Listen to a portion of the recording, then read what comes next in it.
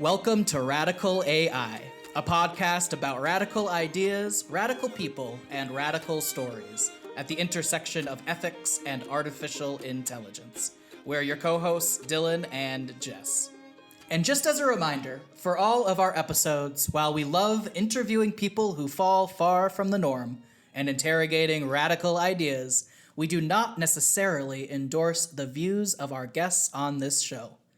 We encourage you to engage with the topics introduced in these conversations and take some time to connect with where you stand with these radical ideas. We also encourage you to join the conversation and share your thoughts online on Twitter at RadicalAIPod. And in this episode, we interviewed Shamika Goddard. Shamika is a PhD student at the University of Colorado Boulder in the Information Science Department. Before her PhD work, Shamika was a first-generation college graduate from Stanford University, and she holds a Master's of Divinity from Union Theological Seminary at Columbia University. She's also a founder of techno-womanism, a discipline that speaks to the intersections between liberation, the experience and embodiment of Black women, and technology. She is the founder of techchaplain.com, whose mission is to stand at the intersection of technology and humanity and meet challenges therein with love, hope, peace, and the joy of God. Jess, I am so excited to share this interview with our listeners because Shamika is actually someone that I've known for about 8 years now. I actually went to seminary with her at Union Theological Seminary at Columbia University. And I was there when Shamika was birthing this idea of techno-womanism for the first time. It's been a while, actually, since I've been in conversation with Shamika. We took different paths. I went to ministry. Shamika stayed in technology ethics. And I was so excited to be able to hear her journey and all that she's been up to during that time. Yeah, it's really a small world, isn't it, Dylan? And as a sneak peek of the interview that will follow, Dylan and I do a little segment we like to call Loved, Learned, or Leave, where we discuss some of the major topics brought up by our guest that we loved and learned, or maybe wanted to leave behind. And this can mean any topics that might have challenged us in some way. So for me in this episode, something that I loved was that Shamika has this idea to remember that you are the human in this equation, the equation being this relationship that we have with our technology. And she was teaching people to not fear and to not be anxious about technology and saying that we as the humans, we still hold the power in this relationship. I love that idea. Something that I learned was actually about that relationship. Shamika talks a lot about how technology, like our phones and our laptops, they can be a conduit or almost a proxy relationship between us and our human relationships. And that because of that, we inherently have a relationship with our technological tools. And that's not something I've ever really thought about before. It made me think a little bit differently about the technologies that I use and interact with every single day. And something that I would leave, just meaning something that really challenged me quite a bit in this episode, was Shamika's idea of God or divinity existing in the bits and the bytes of technology and algorithms and the things that we use and interact with technologically every single day. I think I struggled with this a bit because I think of myself as more of a spiritual person rather than a religious person. And inherently, I've actually kind of thought the opposite to what Shamika was saying. I tend to think that technology and our connection with humans are almost in conflict with each other. And Shamika kind of shed some light on why this is actually not really the case. She even said, bless its heart, to talking about her laptop with a cracked screen and saying that her laptop was a part of her family. So she talks about technology in a way that shows this really big connection and relationship, almost this like appreciation and gratitude for technology that really made me think twice about the relationship and the appreciation that I feel with my own technology and the way that I use it and my connection with it. So that was something really challenging in a good way for me. And what about you, Dylan? What did you love, learn, or leave? I think the thing that I loved the most actually this stems right from what you were just talking about, is the way that Shamika centers relationships and our relationships with the divine, our relationships with technology, our relationships with one another, and puts them all on a similar plane. I served as a chaplain in the hospital for multiple years, including serving on the burn unit and the neurological ICU. And my entire reason for being there, my job as a chaplain, was to help folks make sense of their mortality and their relationships with the world around them. And it's amazing to me what Shamika's been able to do with this idea of chaplaincy in the technological space. It seems like there's so much potential for that idea, and it was really cool for me to hear her perspective on where techno-chaplaincy can go, in addition to techno-womanism, which I think is the thing that I learned the most about during this interview, this idea of techno-womanism, this embodiment of the experiences of Black women historically and presently in the technology space. It's something that I have a very different experience of, I think, as a white male in those same spaces, which also plays into what I would leave behind or what challenged me about this interview, which is this concept of what Shamika called the Black tax, this idea that Black folks, especially in technology spaces and in industry, have to be extra diligent and have to work harder in order to get the same attention, to be respected the same way that someone who looks like me might have to work. And that's something that I feel a certain level of guilt about as I navigate my own representation, my own identity in these spaces. I have to ask myself, why am I getting these opportunities? Is it because of what I look like? Is it because of who I am? Is it because of the work that I'm doing? And there's questions of privilege all throughout this field. Even as we talk about, techno ethics in general, we can't think of ourselves as separate. Just because we're commenting on ethics doesn't mean we don't have to do the hard work ourselves. And I think that that's something that Shamika really invites us to do on questions of accessibility and representation in technology spaces. Again, we are so excited to feature this interview with our good friend, my old friend, and wonderful colleague, Shamika Goddard.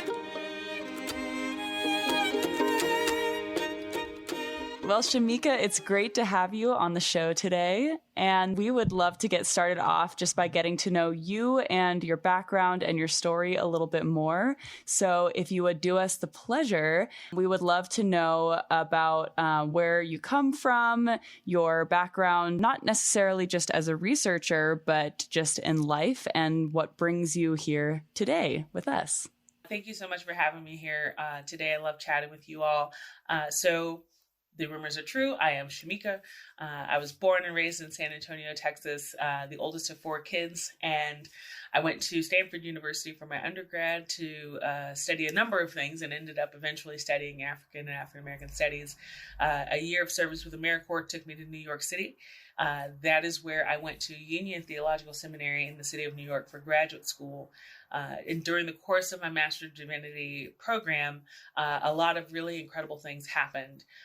I was able to rediscover my passion and love for technology, and combined that with the commitment I made to serve others through my year of service with AmeriCorps. After that, that time working with reading partners as a site coordinator, working with reading literacy with students, I really decided to commit my life to service, but I didn't know to whom and what that would look like. So I decided to go to seminary and discern that. And in the first semester there, I was helping people set up their computers, set up their email accounts, setting up their Google Drive.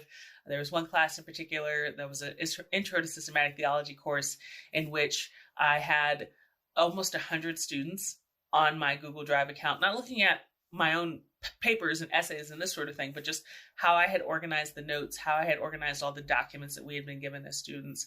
And so there were a lot of people who, even after I had finished taking the class, would share that information with other students to help them get through the course. So by the end of my first semester in seminary, I went to the IT department and said that there were a lot of students who need help.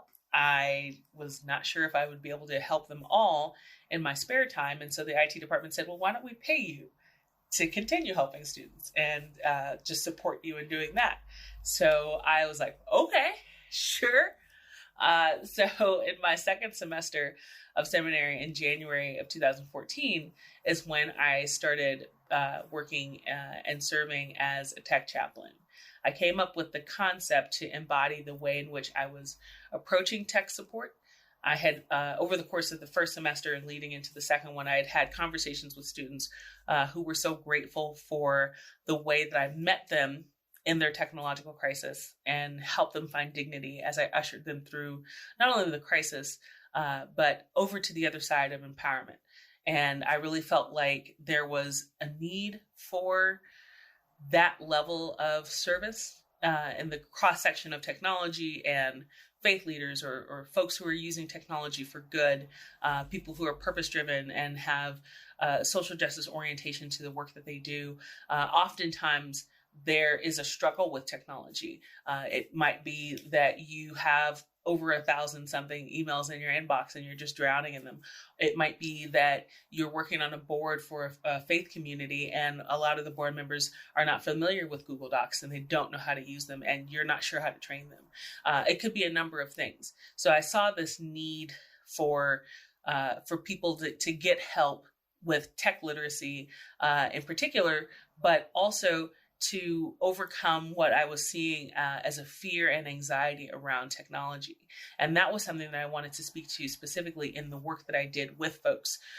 There was one story in particular where I was helping someone get down to inbox zero, which is one of the things that I really focused on in the first couple of semesters as a tech chaplain. And this particular student had an old email account that they didn't really use anymore. It wasn't really serving them, and we were going to close it. And we were on the very last step and they were sort of pausing. They were getting teary-eyed. They were having some difficulty. So I told them, we've done a lot so far. Let's take a moment.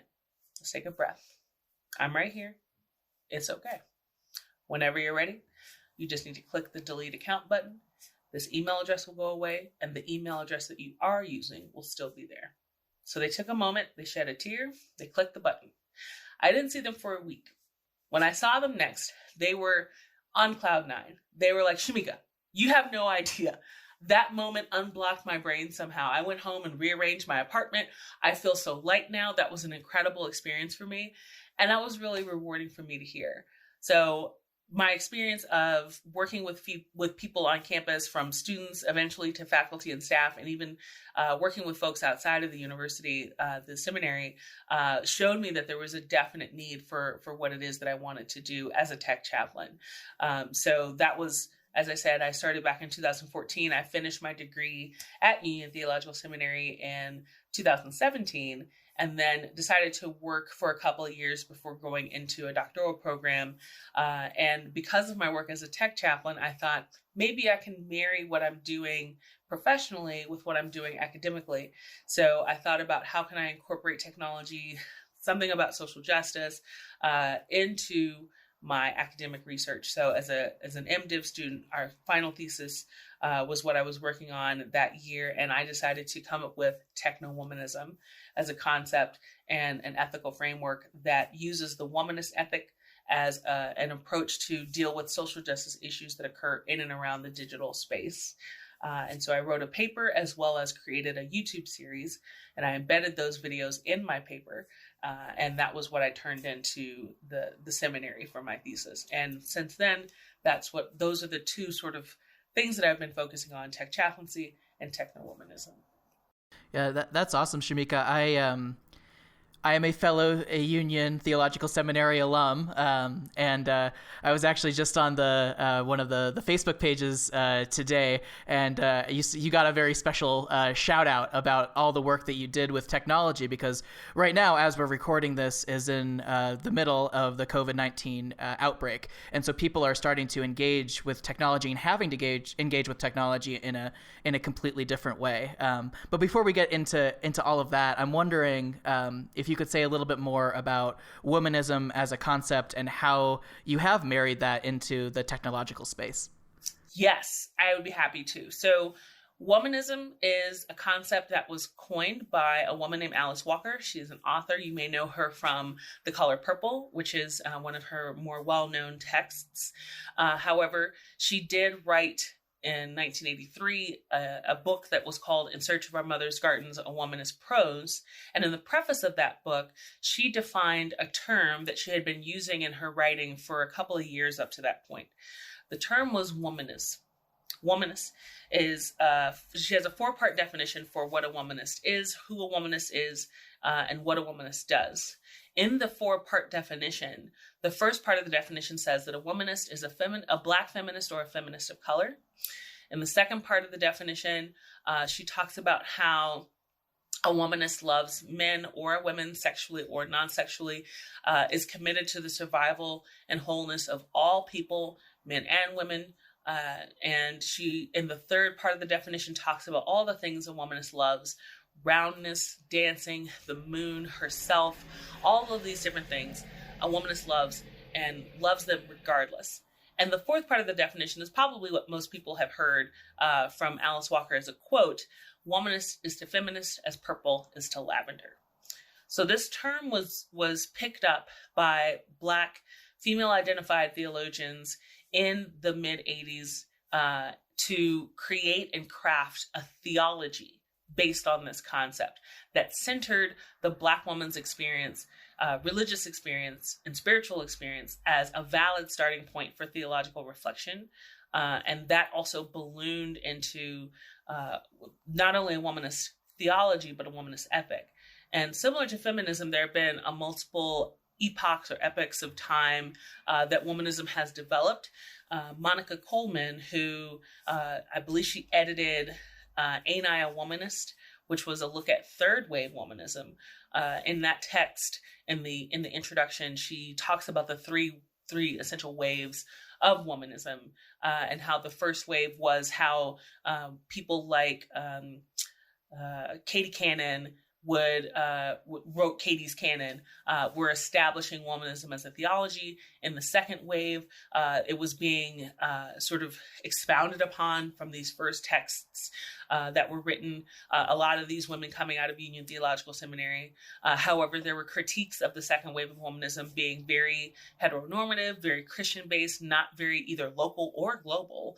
And then the third wave of womanism was defined by Monica Coleman somewhat as more an ideological politic as opposed to an identity politic. So it was less about Black women specifically being able to think about, write about, speak about womanism, but it was thinking more along the lines of what do we all have to say about and to contribute to womanism. So that was where you had people like Monica Coleman and other folks who were starting to take womanism and share it with and expand it to as many folks as possible. And I found out about womanism back in 2013 in seminary. So by the time I came to it, it was still something that, while very impactful and powerful, not a lot of people were familiar with.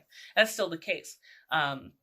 So when I thought to incorporate it into my own ethical framework of techno-womanism, it is a combination of an application of womanism, but it's also a really focused attempt to take the best practices and the tenets of womanism and use those within an ethical framework as a way to assess, analyze, and mitigate social justice issues that occur in and around the digital space and in and around technologies.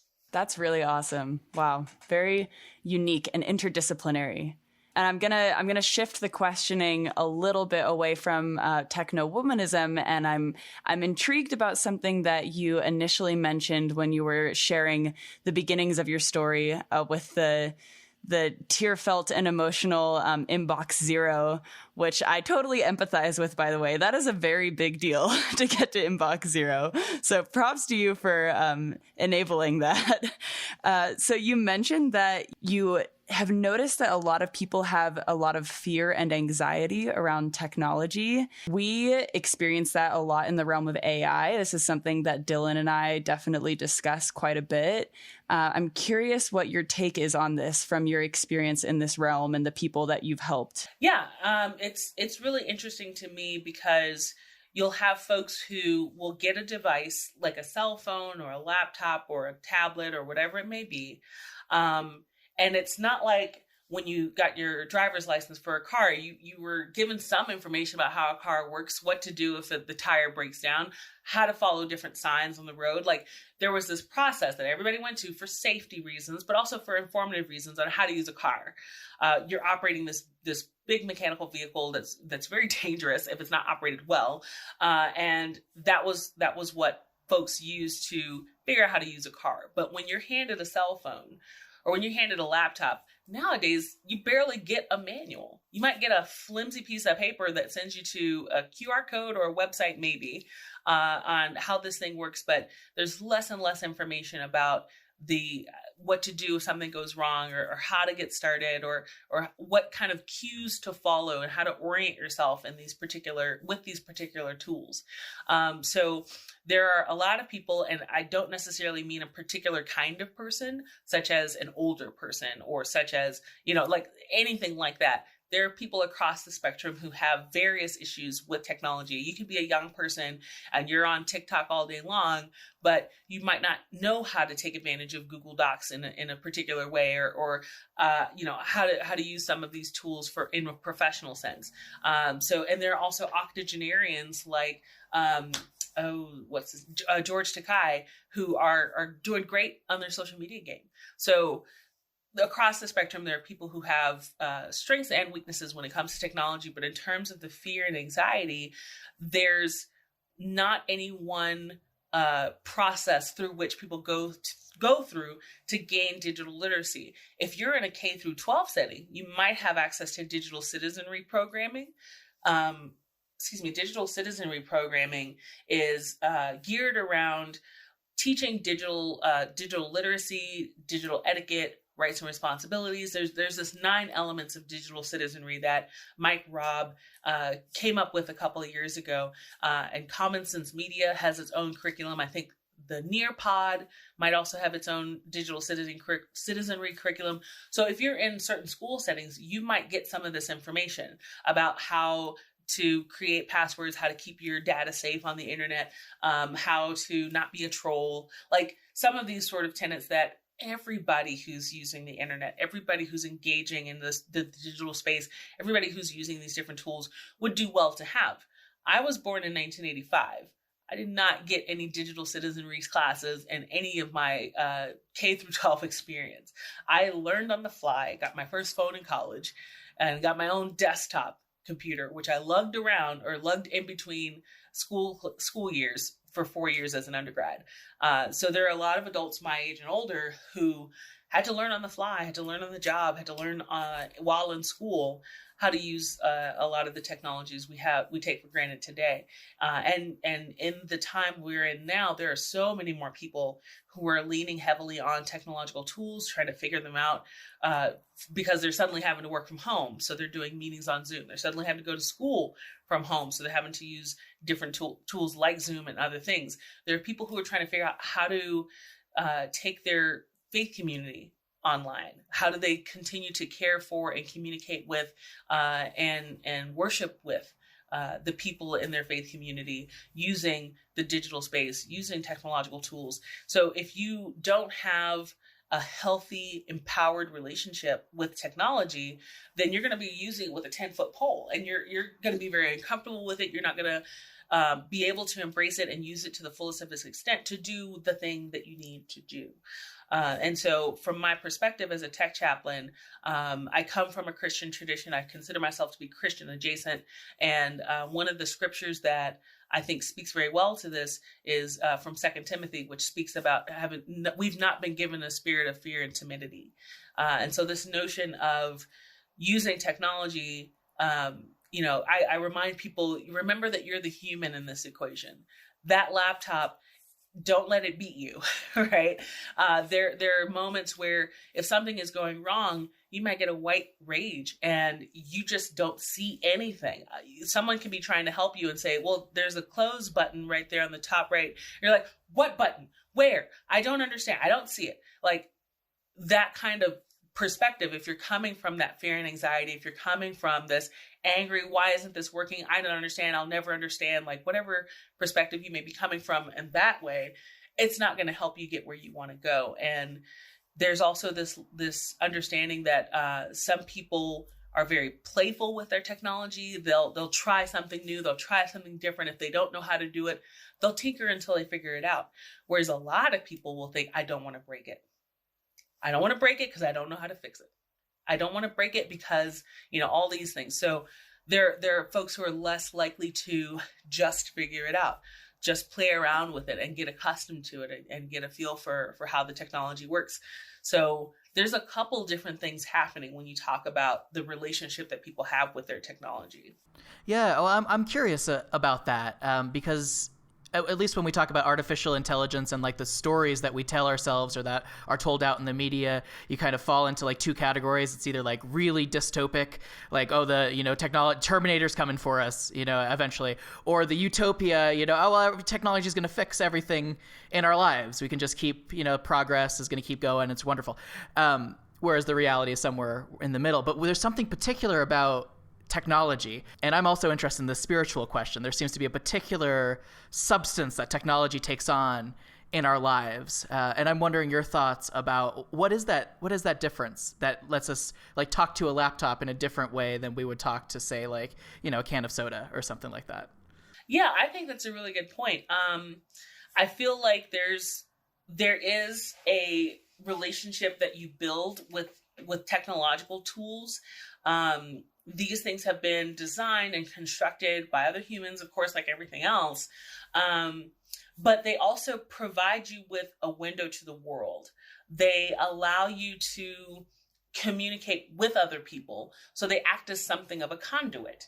And I feel like because we use them so much in our interaction to communicate with other people, then they're part of the conversation. So in a way, we do have this proxy relationship, if you will, with our laptops. If you use, for example, your iPad as the only way to see your grandchild in between Christmas and every year, then that iPad takes on a level of significance to you because it connects you to your grandchild. So I feel like the relationships that we do have with our devices, whether there's so many people nowadays that don't even blink about sleeping with their phone, sleeping next to their phone, waking up and seeing the first thing they do is look at their phone. Like I've seen people almost drop their phone and everyone collectively breathes a sigh of relief for them because we've all had that moment. I remember one of the first times I've dropped my phone in a glass of water, dropped my phone in a sink of dishes. Like these moments, I've told my phone after losing it before. I was at a museum in New York and I dropped my phone, didn't realize it till I got to the ticket gate at the train station, walked back and I found it in the intersection. Cars driving right over it. I picked up my phone and I said, never again. I will never lose it. I have this like really significant moment with my phone because it is there with me all day long at my side. There's this level of reliability to it that I don't have in some of my human relationships. If I take care of it, meaning if I make sure it's charged, if I clean the screen every now and then, if I don't drop it too much, if I put a screen protector on there, then it is reliable to me. It does provide me with access to different things and facilitates different conversations and whatnot. So we do build these kinds of relationships to our technology. Right now, I have a laptop with a cracked screen, bless its heart, and I don't have the money to just fix it right away. But I found a way to connect it to an old TV monitor that I have, which is why I could look two different ways and see you all or see the screen. But like to recycle a laptop that I've had for years is a very difficult decision, because it is not necessarily a member of the family, but it is a part of the family, right? So that's why I think there's that kind of connection and relationship to our technologies. Yeah, it definitely gives me a little bit of fear thinking about how close our relationship with our technology can become. I think about my relationship with Alexa, and how I keep accidentally calling her she. I mean, it, she, but then I feel bad when I say it, and I feel like I shouldn't feel bad about that. It's kind of messed up. There's some weird like gray areas of these like healthy relationships that are a little bit uncharted territory for sure. Something I'm really interested in your overall, just your research, but then also like your background, Shamika, is this intersection between spirituality and technology. And I'm just kind of curious from your experience how you think that the two have influenced each other in your life, and how your background in that it is a very just unique and colorful background, how you have highlighted each of those aspects of yourself to come to the place that you are, and how they sort of play into each other. Yeah, that's a really great question. So in terms of the technology and spirituality piece, some folks might think technology and spirituality first met when the iPhone introduced a prayer app. However, technology and spirituality have been intertwined since Gutenberg Bible, right? The Gutenberg press allowing the print of the Bible for lots of people to then read in conjunction with Martin Luther's transcription of the Bible from Latin into a German dialect that most people in his area were able to read. Those two things coming together really just disseminated so much new information and changed the landscape of church and church denominations forever. The Catholic Church was the only game in town for Christianity for hundreds of years. And then Martin Luther came along and wanted to remain part of the Catholic Church, but had questions, obviously. And so when he was able to disseminate that Bible through the Gutenberg press, that then afforded a whole new level of interaction and engagement with the Bible by people who weren't priests.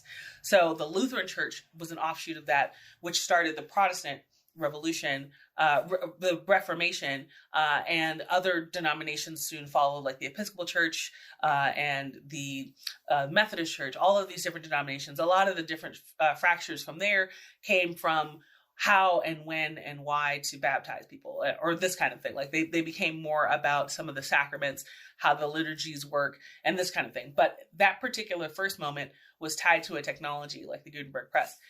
When you think about the other things like the radio or television, that when they were introduced, those became mediums for particular preachers to take advantage of. So there were radio preachers, there were and still are television preachers.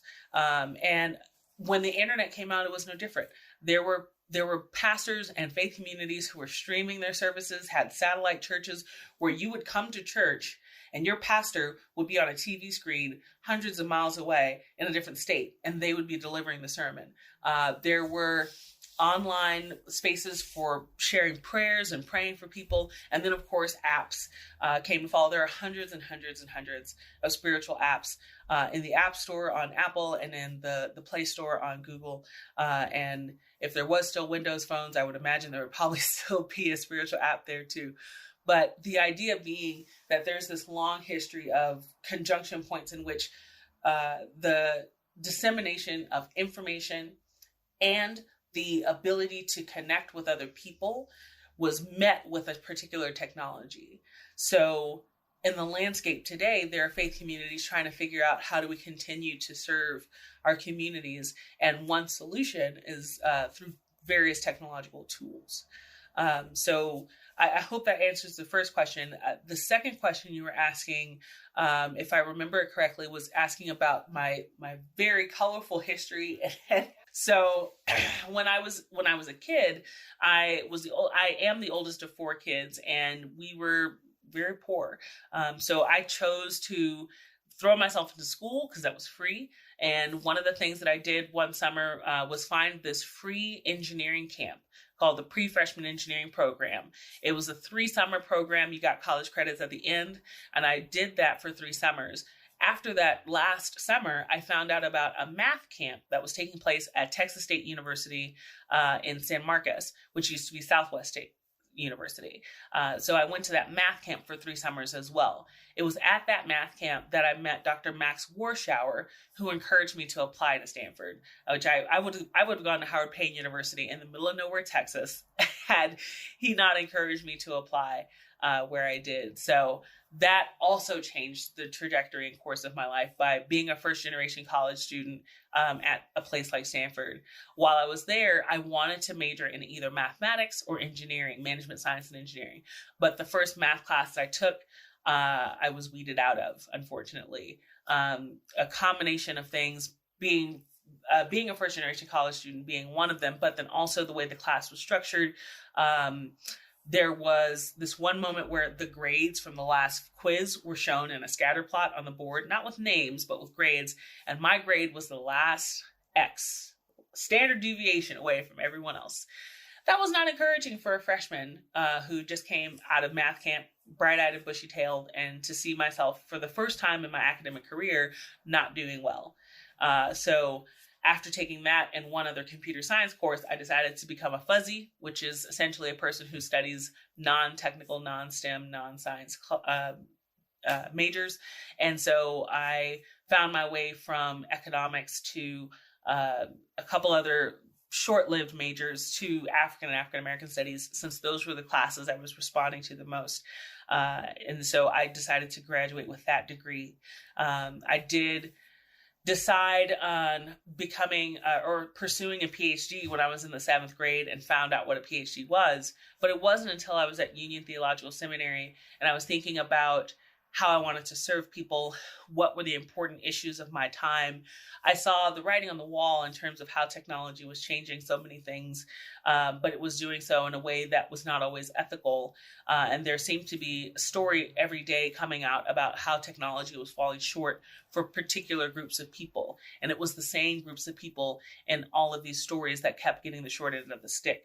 So I wanted to be part of the solution to that particular problem, which is why I decided to use my academic research life to address technology, ethics, and social justice issues. Yeah, I wanted to dive in a little bit more to that, actually. So in one way, right, it sounds like what you're doing is super radical because of the intersection, the interdisciplinary focus of you bringing like spirituality and technology together. And the other way that I see that what you're doing is, at least to hear you saying that what you're doing is really radical, is about this asking these questions about access and power in technology and in technology spaces. And I'm wondering for you as a Black woman in these spaces, talking about issues of access and power, just where you're at with that and how it's impacted maybe how you've been seen in the academy or in industry, or just really like what your experience has been. Yeah, that's also a really great question, which I appreciate. So in my doctoral program, I am one of 2 Black people. Both of us are female identified, and we're the first Black people in this program, either as PhD students or even amongst the faculty. We, I believe, have one faculty of color, and she is not Black, but the landscape in a lot of departments, whether they're information science or computer science, there are just not a lot of people who look like me. So I recognize the politics of my positionality within the context of choosing to study something like technology from this critical perspective. So there's, of course, this desire to not fall into the angry Black woman trope of coming up to, the tech industry, wagging my finger and shaking my neck, talking about this is what you need to do and here's why. So I feel like I want to be authentically who I am in the context of my research, and not allow stereotypes or short-sightedness to derail what it is that I'm trying to do. I have recognized that being at a PWI, predominantly white institution, I've accepted the fact that I will have to have some teachable moments, or I will be afforded the opportunity to take advantage of teachable moments. I have had someone reach out and touch my hair without asking several times, and I've had to call people out for that kind of thing. It's like little microaggressions that are, the death of 1,000 cuts that I want to try and mitigate. In terms of being in spaces like conferences or talks or this sort of thing, I thankfully haven't had negative experiences in those arenas. I'm really looking forward to whatever my next opportunity is to have a conversation in either a technologically based setting or an academic based setting. So either industry or academic, where we're having these conversations. And I want to be in the room to have the conversation, but I also want to be in the room to show that people like me want to have this conversation, that we have something valuable to say. There's also this notion of the black tax, which says that we have to work twice as hard to get half as much. So I feel like in this arena, I have to be my absolute best and then some. I have to know as much as possible. I have to be very on top of as much as possible, and just be really diligent about being knowledgeable and having the answers, the facts, the figures, whatever the case may be. Because to be honest, I've been in situations where people will look down on me and make assumptions about me and whatnot. And when I say something that doesn't fit what they think I am, they're like, "Oh, really? I didn't realize you knew that word," or whatever the case is. And so I don't mind surprising people with who I am, but I also feel like there are also going to be people who are going to be looking to give me a harder time than they might someone else. If I were a white guy and I was going around talking about tech ethics, there would be people eating it up left and right.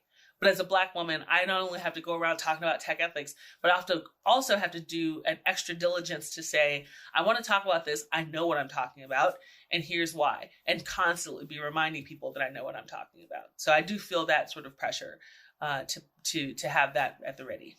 I have two kind of follow-up questions. One is a big question, and then the other, they're both big questions. They're all big questions. The first big question is, so if you had, I guess, any advice or words of hope or solace for, say, a younger Black woman who is now in 7th grade and wants to one day get their PhD, right, in this field, what would you say to them? And then the second question is, I'm an active pastor right now. I'm serving a congregation. And so I ask myself this a lot when I'm doing artificial intelligence ethics, which is, where is God in this? And I have my own set of answers to that. But I'm wondering for you, if you have an answer to, where God plays into this and how you think about God.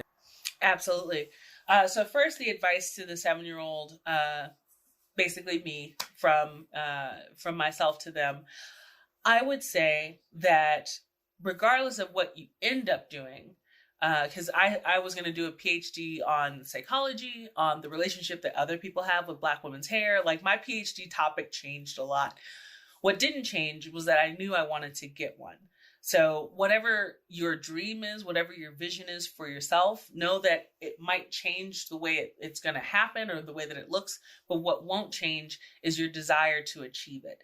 So to hold on to that desire and to have that vision for yourself on the other side of accomplishing it, and hold fast to that vision as well. So seeing myself walk across the stage in the garbs, getting the piece of paper, like, if we have to do virtual graduations at some point in the future, then I'll change what that looks like. But the idea being is that I would want to envision what it looks like to be getting that doctorate in front of my family and friends and loved ones. And that is what kept me going through the really arduous PhD applications, or what kept me going through the the really tricky first semester where I'm juggling TAing a class and taking classes and figuring out school again and all of these fun things. So having a vision and being really focused on it and being very vivid with it, I think would be a really great piece of advice for someone like myself, because that's what's helped me hold on to this since the 7th grade. And in fact, I also would say, whether or not someone is supportive of you, know that you will never leave you. You will be the only person to never leave you. So you can always support yourself if no one else will.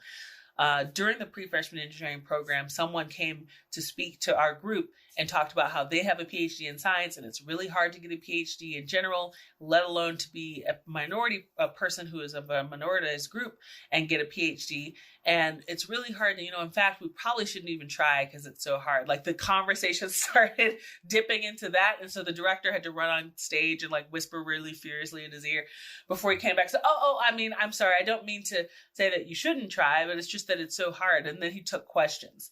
So I was the first one to raise my hand, and he called on me, and I said, "My name is Shamika. I just want you to know that I'm going to get my PhD." And I sat down, and I never forgot that moment. I kept his paper, like that he's handed out some paper with his information on. I kept it for years, thinking I was going to send him a copy of my PhD once I got it. It got lost in a move, but the idea is still there, is that not everybody's going to support you, but you can always support you. So those would be the two pieces of advice I would give that little girl, and tell her she's beautiful and phenomenally intelligent and utterly capable, and the world needs what she has to offer. In terms of the second question, thinking about where God is in the conversation around AI, there was a conversation that I had a couple of years ago when I was first creating the e-Eucharist app. The e-Eucharist app is digital communion. And when we were having this conversation with faith leaders, lay leaders, about what they thought about digitizing a sacrament like communion, a lot of people were very nervous about taking something that was in the physical space and digitizing it. And a lot of the fears and issues that I heard were that Jesus was embodied, and the death and resurrection, those were also embodied moments. To physically consume the bread and the wine is to physically take act and participate in that remembrance. For me, I believe that the divine exists in everything. The divine is omniscient, present everywhere all the time. That includes the bits and the bytes, the zeros and the ones, the digital space. So for me, it makes sense that God would be online, in an app, in a screen, and in these different ways manifesting its divinity. And when we created the app, we founded it. The theological founding for the e-Eucharist app was the ancient practice in the Catholic Church of spiritual communion, which is a prayer that is prayed over you, or that you pray yourself if you're not able to physically consume communion. And the prayer simply, it's a very short prayer, but it simply says, "I'm not able to physically be with you, but I am at least spiritually with you." And so we changed the word physically to at least digitally be with you instead of spiritually. So that theological perspective that says that God is in fact everywhere, including the digital space, allows me to open my faith in the way that I express it and engage with it into so very many other ways through technological tools. And I think that for people who are very anchored in, we have to have church in a building. We have to have communion this way. Like, being anchored into a physical place or a particular expression of ritual that is anchored actually in tradition and not necessarily scripture, I think limits people, and that limits the God they serve, or the divine that they serve. So that's my perspective on it, and I think it's something that has really allowed me to open up and flourish in different ways in my expression of faith. Wow, Shamika, not going to lie, those answers were incredibly poetic. Thank you for the amazing words. That's great. Yeah. So on this podcast, we usually close out our interviews with a set of questions about radicality, some might say. And so first question for you is, how would you define the word radical? Nice. So the first thing that comes to mind is the notion of free radicals, which I learned about years ago as a Mary Kay beauty consultant. That has something to do with skincare and whatnot. I think in this context, the concept of radical is something that deviates from the norm. Something that is over the top, off center, something that is above and beyond. Awesome. I love it. So next question then is, taking your definition of radical, how would you say that either you, your ideas, your research, or your story is radical to you? So I would say that the fact that I'm a Black woman and I'm centering the experiences and thoughts of Black women in my research is already off center, and as well as above and beyond. There are a lot of folks who will take concepts, thoughts, ideas, and whatnot from Black women and minoritized people, and then just sort of take them and use them as their own. So the fact that I want to use and cite the work of Black women and minoritized people and use that as my own inspiration, I would say is very radical. Shamika, was there any last comments or parting thoughts that you wanted to leave our audience with? I would definitely encourage people to be kind to themselves, to their technology, and to each other. When it comes to empowering yourself around a technology, I think the ingredients are twofold. One is to actually learn how to use the technology itself, but then also you have to have that kindness in yourself to say, I may not always get it right, but I'm going to keep trying. And so when you are that gentle with yourself, then that frees you up to be able to make mistakes and not let that stop you from moving forward. So that being kind is always a good idea, but in the context of empowering yourself around technology. And Shamika, if our listeners wanted to follow up on your work or find out more about you, is there a place that they could go to do that? Absolutely. The website would be techchaplain.com. I am on various social media platforms, but that's the best place. That's like the home base to learn about tech chaplaincy, to get more information about techno-womanism, and to find out where I am in the social media platforms. Right. Well, we'll make sure to include that and other resources that we mentioned, possibly even the Eucharist app. I don't know if that's still in use, in the show notes for this episode. Shamika, thank you so much for joining us today. Absolutely. Thank y'all so much. It's always a pleasure to get to chat.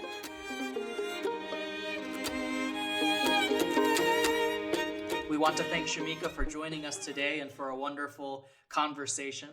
Jess, what did you find particularly radical about this conversation with Shamika today? So for me, I think that the radicality of this episode is actually more in Shamika's character and who she is as a person. I mean, there's definitely like a lot of radical ideas and research as well. But for me, what was really standing out was the fact that I think Shamika really symbolizes this notion that a lot of people who are in this space of like technology and ethics, whether it's AI or not, a lot of people are really just looking to make a positive impact on other people's lives in the world. And Shamika even said herself at one point, she decided to commit her life to service when she became a tech chaplain. And that I think is just like so symbolic of a bunch of people who are doing similar things in this space, just really committing their lives to helping others in whatever way they can.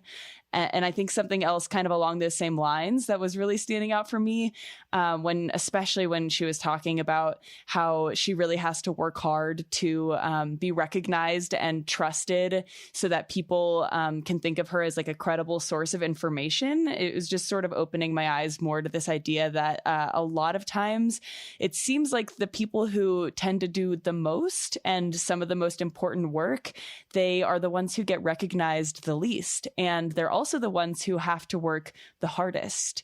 And a lot of these people are ones who suffer from a lot of racial and gender bias and stereotyping and discrimination. And so I think Shamika as a whole just is a really, really great beacon of hope for anyone else who's maybe going through those same issues and suffering in the same ways in life. But the fact that she's just really kicking ass while she's doing it it's awesome to see.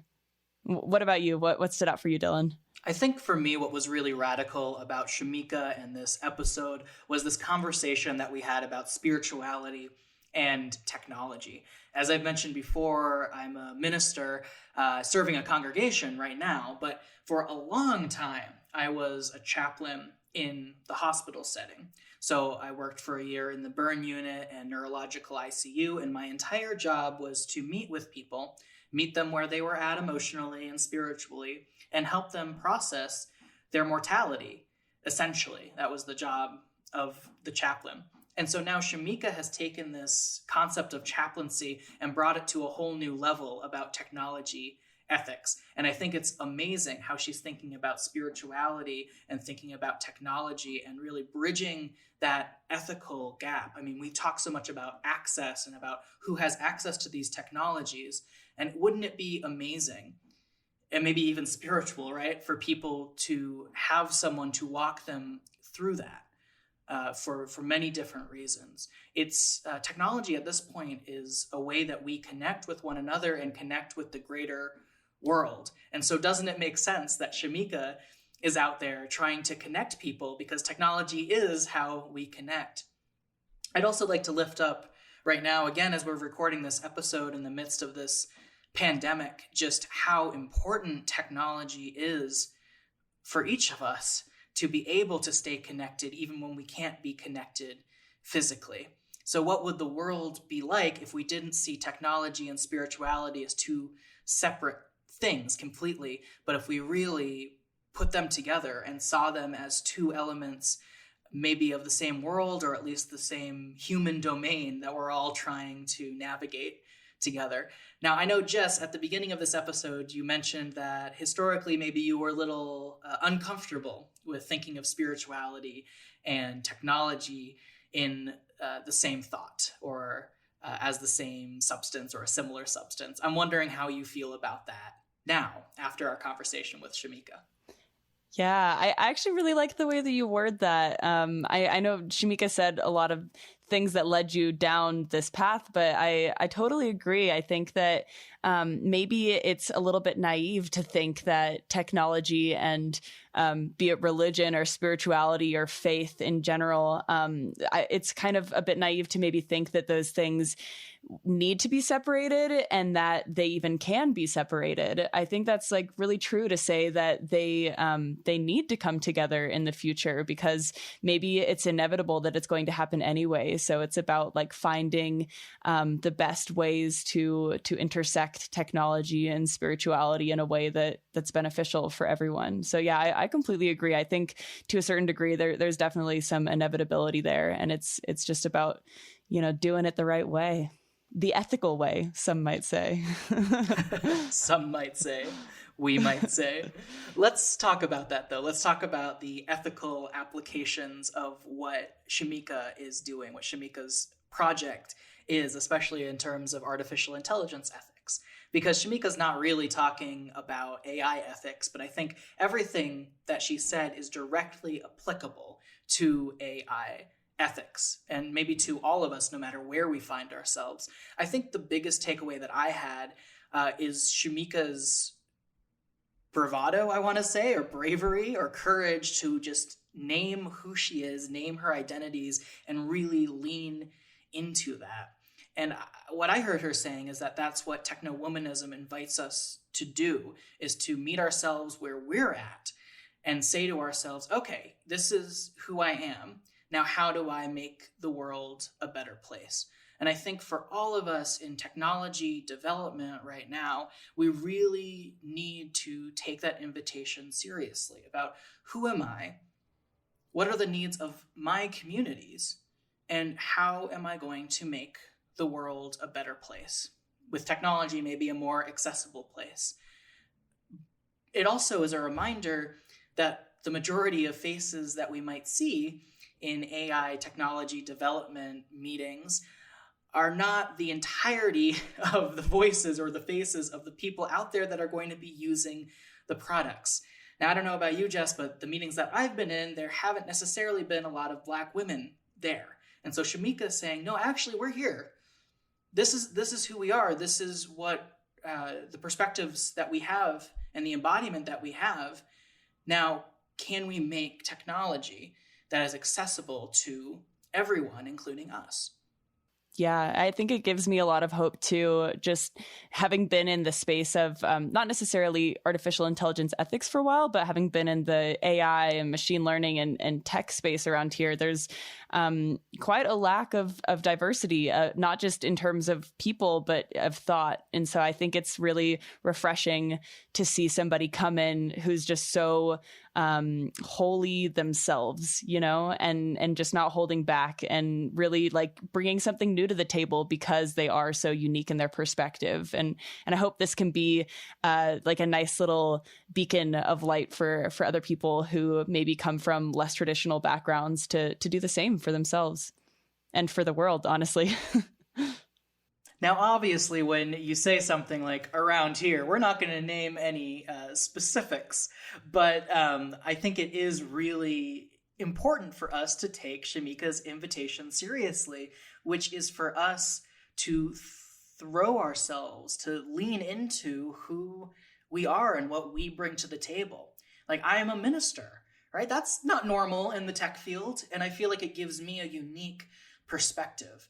And so one of the invitations that I hear techno-womanism and Shamika making to me and to all of us is to create more space for our unique stories. Like, can we be more imaginative based on where we come from and the identities that we inhabit and embody? And will that possibly transform the world for the better? Like, let's get creative. Let's get radical. But let's do something that makes the world a better place, especially for some of us who do have influence and power about how these technologies are being shaped and designed. Thank you so much for listening to this episode of the Radical AI Podcast. For more information on this episode, please see the show notes at radicalai.org. And if you enjoyed this episode, we invite you to subscribe, rate, and review the show on iTunes or your favorite podcatcher. Join our conversation on Twitter at RadicalAIPod, and as always, stay radical.